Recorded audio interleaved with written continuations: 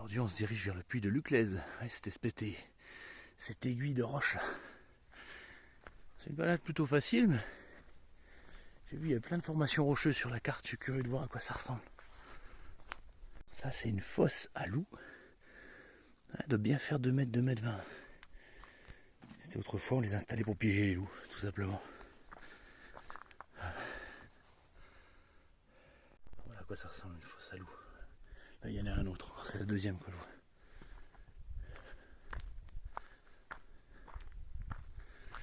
Le sommet, il est là-bas. Je pense pas qu'on puisse monter. Pas de chemin d'accès. Assez raide. Ça brûle bien les mollets. Voilà, le sommet est proche. Ouais, il a fallu 30 minutes pour y arriver. Bon, c'est pas dur comme chemin, mais putain, c'est raide. Ça ne serpente pas beaucoup, hein. C'est une ligne droite. Ça monte et c'est parti. Oh, je sens que ça va être magnifique en haut. Bon, moi je pensais que c'était le sommet. Mais non, le sommet il est là. Oh putain, ça casse le moral. Allez, on s'y remet. C'est magnifique. Une petite falaise qui sort de la montagne comme un bouchon. C'est le bouchon de la montagne, voilà. Et je pense d'ailleurs que ça doit être un bouchon de lave d'une ancienne cheminée volcanique. La logique voudrait que ce soit ça. Bon, je regarderai quand même sur internet pour vérifier. Mais à mon avis, c'est ça.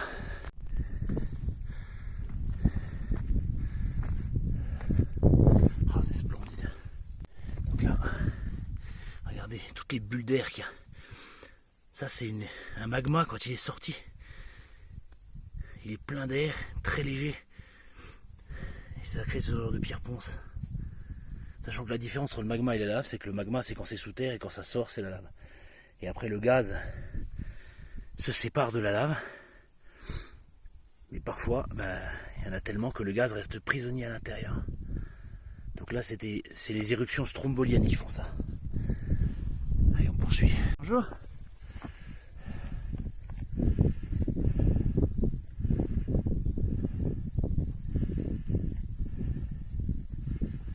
Il y a un courageux qui est monté. Je vais monter tout à l'heure aussi. Il y en a un deuxième juste là, je ne l'avais pas vu. En fait, il y avait 2 cheminées volcaniques à l'origine. Je pense qu'ici, c'était des cônes stromboliens. Là, la roche, on voit encore pleine de gaz. Comme le Stromboli d'ailleurs, c'est pour ça qu'on les appelle comme ça. Mais bon, le volcan ici est très âgé. Donc il y a 3 millions d'années, il s'est arrêté. Et donc tout s'est érodé avant. Vous voyez, au-dessus de notre tête, il y avait encore 1000 mètres de roches, de cendres qui se sont érodées avec le temps. Parce que depuis 3 millions d'années, il y a eu 4 ères glaciaires quand même. La dernière, c'est le Vourme, il y a 11 000 ans. Donc ça a bien raboté. Mais il reste encore de belles choses. Ça, je me rappelle plus comment ça s'appelle, l'arête là-bas. Je regarderai tout à l'heure, j'oublie à chaque fois. Donc ça, c'était une faille. Une faille volcanique dans laquelle la lave s'est engouffrée. On voit bien, c'est comme une lame. Allez, on va d'abord grimper sur celui-là et après on va à l'autre. Tel mec, oui, il s'est fait chier à escalader la paroi, alors qu'en fait, il y a un chemin qui fait tout le tour. Bon, après, je me moque pas parce que c'est le genre de conneries que je fais à chaque fois. Voilà ce qui se passe quand on a les yeux dans la poche. Regardez en face la montagne pointue, c'est le puits Griou, on y était la dernière fois. Le puits Marie qui est là-bas.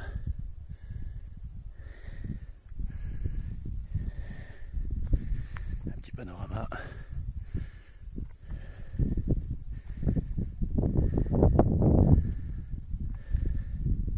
Vous voyez, je suis juste sur le cœur de la cheminée. Imaginez, il y a 3 millions d'années, si on remontait le temps, là je suis en plein milieu de la lave. Et donc sous la pression, la lave elle remonte. Et elle monte encore 1000 mètres plus haut et c'est là où se passait l'éruption. Bon, ça n'a aucun intérêt de filmer le ciel à ce moment-là, mais je fais appel à votre imagination. Alors vous me direz, comment on sait que le volcan faisait 3000 mètres, voire 3005? Et bien tout simplement, les scientifiques ils se servent du conglomérat. Alors j'ai déjà montré dans d'autres vidéos, c'est de la cendre. Et la cendre elle est recouverte par d'autres couches de cendre, d'autres couches et ainsi de suite. Et vous voyez, quand vous avez 800, 900 mètres, 1000 mètres de cendre au-dessus, la pression est tellement forte que la cendre, les éboulis se transforment en roche et ça fait un conglomérat. Mais pour que ça puisse faire ça, il faut qu'il y ait une pression énorme. Et donc les scientifiques, quand ils découvrent un conglomérat à un endroit, ils savent qu'au-dessus il y avait une pression suffisante et ils savent que il y avait au moins 1000 mètres au-dessus. Il y en a peut-être même plus. Hein. Peut-être qu'il a fait 4000 mètres autrefois, mais on sait 3000, 3005 sûr. Et on le sait grâce à ça. Donc le Cantal il était encore plus grand que l'Etna aujourd'hui. L'Etna c'est le plus grand stratovolcan actif d'Europe. Mais le plus grand stratovolcan éteint c'est le Cantal, et de loin. Alors ça remonte à une époque qui est toujours en cours d'ailleurs, où la plaque africaine est en train de rentrer dans la plaque européenne, la plaque européenne passe en dessous, et la plaque européenne qui glisse dans le magma CRS sous son propre poids, elle casse. Et c'est en Auvergne que la plaque est la plus mince. Et donc ça casse ici, et quand ça fait une faille, le magma sort, et ça fait des volcans. Voilà, et ça fait très très longtemps. Le volcanisme auvergnat est toujours actif. Puis ici dans le Cantal, après il y a 2 millions d'années à 200 000 ans, c'était le puits Stancy, plus au nord. Et maintenant c'est surtout la chaîne des puits. L'éruption la plus récente c'est le lac Pavin, il y a 5600 ans environ. Alors 5600 ans ça paraît très proche, très loin je veux dire, mais en fait 5000 ans à l'échelle de la Terre c'est rien. Donc il y aura d'autres failles et d'autres volcans qui apparaîtront en Auvergne. Alors après est-ce que ce sera dans 100 ans, est-ce que ce sera dans 10 000 ans, on ne sait pas. Il y a des phases où pendant 30 000, 40 000 ans il ne se passe rien. Et en 1000 ans des fois il y a 3-4 volcans qui apparaissent d'un coup. C'est pas quelque chose de régulier. Allez, j'arrête avec mon petit cours de géologie et on va explorer la dernière pointe de vue là-haut. Voilà, on est en haut. C'est marrant, on dirait une falaise arrondie. Alors qu'en fait non, c'est plus une crête de coque. La voiture elle est garée en bas, là. On est venu d'ici, on a tout monté. Et puis Griou avec le Griou, juste à côté, son petit frère. Pont du Cantal qui est là-bas. Puis Marie, je m'en lasse pas. C'est des vues magnifiques. Et voilà, maintenant on va reprendre le chemin là. On va suivre les crêtes et puis on va revenir par le vallon. C'est parti. Magnifique endroit, je regrette pas d'être venu. Allez, on longe les crêtes maintenant.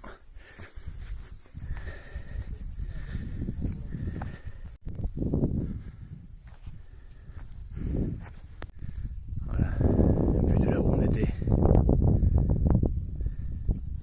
Depuis la crête. Et tout ça, c'est des anciennes cheminées volcaniques. Il y en a une autre petite là encore. Allez, on va vers le roc du Chauve maintenant. Après le Corpus sauvage et ensuite on pourra redescendre par la vallée. Ou revenir par les crêtes, parce que je referai bien le même chemin, c'est vraiment beau ici. On verra bien, je verrai en fonction de mon inspiration du moment.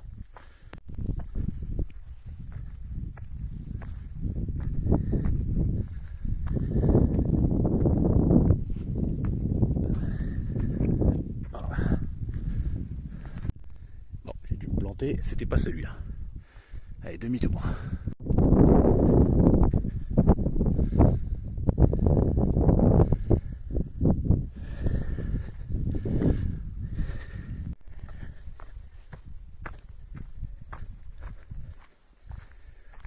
Juste sur la crête, sur la pointe de la montagne. Et c'est vrai qu'à droite, c'est plutôt une pente douce. À gauche, par contre, c'est super abrupt. Ça fait penser un peu aux Vosges. Vous avez le côté alsacien qui est très abrupt et le côté vosgien qui est plus... Bon, même si la comparaison s'arrête là.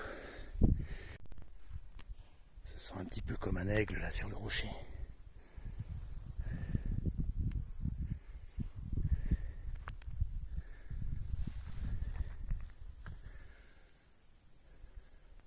Bien la falaise de lave là, c'est très abrupt. Voilà. C'est comme si la montagne avait été tranchée du côté là, tranchée nette. Et de l'autre côté c'est plus cool. Là il y a dû avoir un incendie il y a quelques années. La végétation a déjà repris mais il reste encore les arbres calcinés. C'est un beau sentier, on longe la crête juste au bord de la falaise quoi. Avec un point de vue vraiment magnifique. Alors on voit bien la falaise là. Comme si la montagne a été coupée en deux. On coupe d'un coup, tac, et on écarte une partie. Alors pourquoi ça je sais pas. On va demander à un géologue comment ça s'est formé. Donc la petite ville là c'est Pic-sur-Serre. Et après c'est Aurillac. Là on est vraiment sur le sud du Cantal. Vous voyez les montagnes en sud qui s'adoucissent. Et qui annoncent la fin du massif.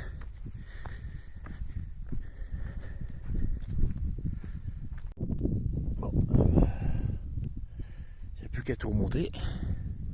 Je viens de me rendre compte que ça fait 30 minutes que je marche dans le mauvais sens. Au lieu d'aller vers le Roc du Chauve, je suis allé vers le Puy de la Poche. Bon, c'est pas grave. Allez, demi-tour. Je reviens sur mes pas. En fait, la crête que j'aurais dû prendre, c'est celle-là. Et je me suis gouré, j'ai pris l'autre. J'ai pas été attentif, là, j'ai fait une erreur de débutant. Mais c'est pas grave, la crête là était magnifique. Et franchement, ça valait le coup de la voir. Donc c'est une erreur nécessaire. Voilà, je suis passé à quelque chose que je comprends pas. On dirait des coussinets de lave. Alors, c'est les coussinets, ça se forme quand la lave sort dans l'eau. Sauf qu'il n'y a pas d'eau, il n'y a pas eu d'océan dans le Cantal. À moins que lors de la première éruption, il y avait un lac tout en bas et que ça se soit surélevé. Voilà, je sais pas du tout. On dirait vraiment des pilots lava, ça ressemble vraiment à ça. Et pourquoi il y en a à cette altitude? Alors ça, je sais pas. Écoutez, j'irai voir sur internet, mais là, je suis face à un mystère.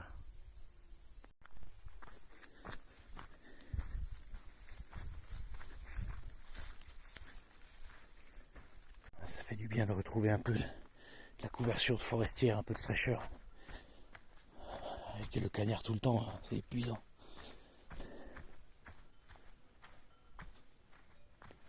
Alors je pense que c'est là. Non, ça ne l'est pas. Donc là on suit l'autre crête, celle qui va vers le Roc du Chauve. Cette fois c'est la vraie, je ne me suis pas planté.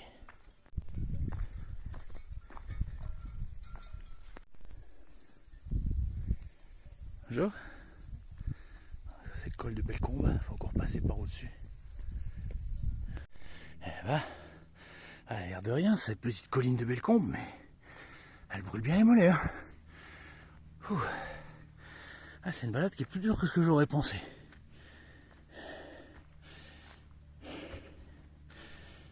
Après c'est vrai que ça monte, ça descend, ça monte, ça descend. Pas de beaucoup à chaque fois. Hein. Ça monte de 50 mètres, ça descend de 40, ça monte de 100, ça descend de 80. Et ça fait ça sans arrêt. Mine de rien, ça casse les pattes quand même. C'est beau en Auvergne, on a souvent ça. Des forêts comme ça de fougères. Ça fait vraiment une ambiance un peu Jurassic Park. On pourrait croire qu'il y a un raptor qui va sortir de sa tête quelque part. Allez, le sommet de la colline de Bellecombe. Oh punaise. J'espère que la vue en vaut la peine. Eh ben, je confirme, la vue en valait la peine.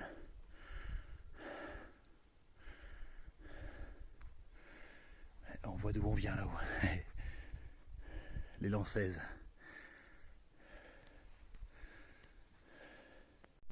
Là, il y a une petite crête qui s'appelle le Courpouche Sauvage. Je vois, il y a une petite croix là-haut. Bon, ça fait faire un petit détour, mais on va aller voir. Et après, on reprendra notre chemin ordinaire. Je comprends pourquoi on l'appelle la crête sauvage. Hein.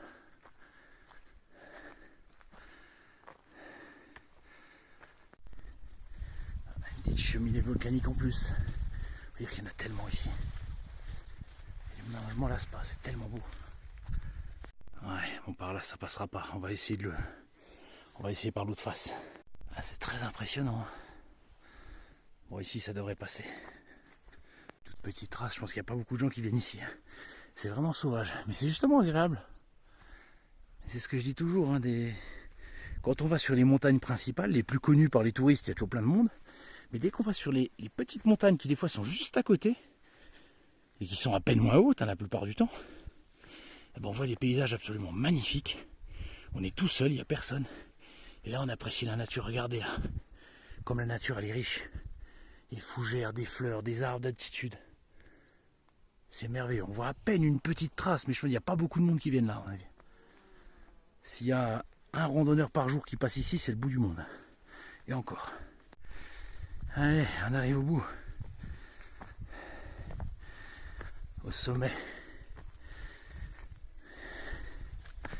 de cette crête sauvage et isolée.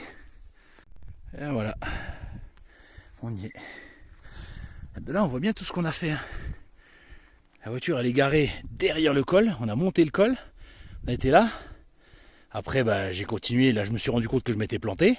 Donc j'ai tout refait demi-tour comme un gros faisan. Et après j'ai refait toutes les crêtes ici, ta. Et après on va redescendre, revenir là et refaire tout le tour pour aller jusqu'au parking. Il y a encore quelques heures de marche. Hein. Ah, la vue est magnifique ici. Bon, plus ou moins pareil que sur les autres crêtes, mais la crête là, elle est vraiment, c'est vrai qu'elle est vraiment sauvage et elle est vraiment belle. On se sent vraiment tout seul au monde. Ah, j'aurais bien poussé un peu jusqu'à la crête là-haut, mais bon, après ça va faire trop long. Faut pas non plus que je rentre de nuit, sinon je vais crever de froid.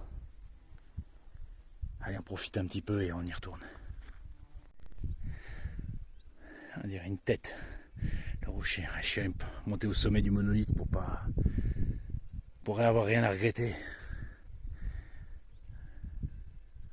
Bon, par contre là je vais pas aller sur la tête. Hein. Je vais me casser la figure. Ça c'est haut quand même. On dirait pas comme ça, mais. Allez, on va reprendre la route. Ça descend super raide depuis tout à l'heure. J'arrive pas à voir le roc du Chauve. Il est quelque part, mais à chaque fois il y a des arbres qui cachent. J'espère que j'aurai un bon point de vue, que je puisse voir à quoi ça ressemble. C'est un gros bloc monolithique qui sort de la montagne. Je vais être observateur. Le roc du Chauve. Regardez, on voit la falaise. Mais le point de vue est pas terrible. J'espère que j'aurai mieux que ça. Ouais, là aussi je vois. Ouais, mais c'est frustrant, j'ai pas de point de vue dégagé. Bon allez, il faut y croire, j'aurai peut-être une clairière plus tard. Et ben voilà, je l'ai enfin mon point de vue sur le roc de Chauve. Voilà, regardez, une grosse formation. Un énorme monolithe. Falaise géante. Très beau. Allez, on continue. Bah maintenant ça va faire un peu de plat. Et puis après, bah, va falloir tout remonter jusqu'à la voiture, donc jusqu'à 1300 mètres. On doit être aux alentours des 1000 ou 900. Allez, au revoir le roc de Chauve, c'est bien, j'ai réussi à le voir, je suis content. C'est joli cet endroit, on pourrait presque croire que c'est un cratère de volcan, un cratère strombolien. Bon, ce qui n'est pas possible parce qu'ils sont tous érodés depuis longtemps dans le Cantal. On peut le voir dans la chaîne des Puys, mais pas ici. Mais c'est vrai que la ressemblance est frappante. Allez, la grimpette continue. Allez, courage. Il doit rester peut-être 1 kilomètre avant le col. Allez, 1 kilomètre. Le col est en vue, le col il est juste là, la voiture elle est derrière. Allez, peut-être encore 500 mètres et c'est bon. Et puis Marie qui nous regarde là, juste ici. Et voilà, col du Pertuis, on est arrivé. Ouais, une bonne douche. Et un bon coca vrai bien frais maintenant. J'ai mis 6 heures pour faire la rando. J'avais prévu 4 heures à la base. Sauf qu'en fait, bah, j'ai mis plus de temps, je pense que ça fait 5 heures. Plus 1 heure que j'ai paumé en allant dans le mauvais sens au début de la rando. Hashtag boulet. Là, ça fait 6 heures. Mais je suis content, c'était une belle balade. Je m'attendais pas à ce que ce soit si beau que ça. Je m'attendais à une petite balade tranquille pour récupérer. Bon, finalement, j'ai pas récupéré du tout parce que c'était beaucoup plus dur que prévu. Mais franchement, ça valait le coup. C'était merveilleux. Allez, maintenant, au repos.